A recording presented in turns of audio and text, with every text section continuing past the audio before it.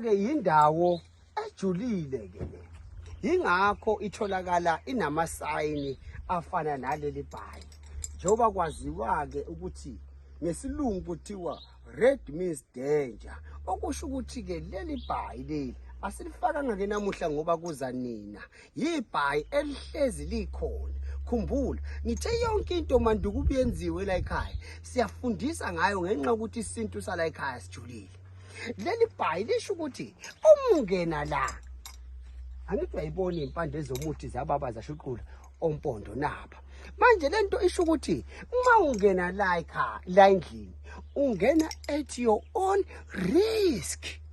Ngoba phela ngithi nayi nje isayini futhi nawe utsheliwe ukuthi le nyoko ozoyithatha la idla 1 2 3 wathi wena kulungile usungenza noma yini. Ngakho ke uma usungene la usufuna ukuba usomaqhuzu, ufuna ukuphila impilo yasemkhathini, usufuna ukuphila impilo ukuthi ungehlulwa yilutho. Manje ke lesigodlo sakwa 2+2 lesi akudlaleli nanoma ubani. Isize ubone nali ke ibhayi leli lisho amandla le. Ewo abantu bazi ukuthi isinyama indwangu emnyama akusebenzi isinyama le high grade le.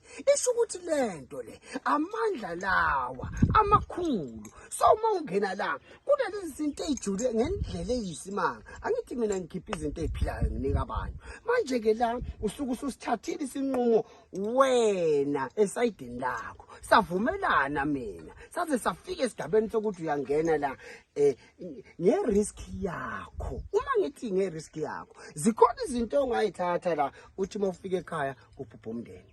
Asikubeke nje cace lokho. Zikhona izinto ongathi uma uyithatha la futhi ufike ekhaya umndeni ungabhubhi. Konke kukhethwa nguwe, konke kudecidwa nguwe. Sekuphi? Silapha yaphansi. So asiveli thina sikuthengele sikunike isinkwe esibrown ungasifunanga isinkwe esibrown. Angithi la kuhlala umjakajaka, la kuhlala bona lapho emathuluzini, la kuhlala umagejageja, la kuhlala ondumezulu. Kuyaziwa ke ukuthi mina ngiphatha obholojo lezi izipoko ezinkulu ezikwazi ukudestroy umhlaba. Manje ke la mawungene la usuku ungena ngokwakho wena. Mina ngikwazi ukunqabela ngoba phela nawe usukunginike izinto zakho. Angikwazi ukunqaba. Mina ngizokufaka la wena uthathe lento efunayo uqede uhambe uyophila kahle.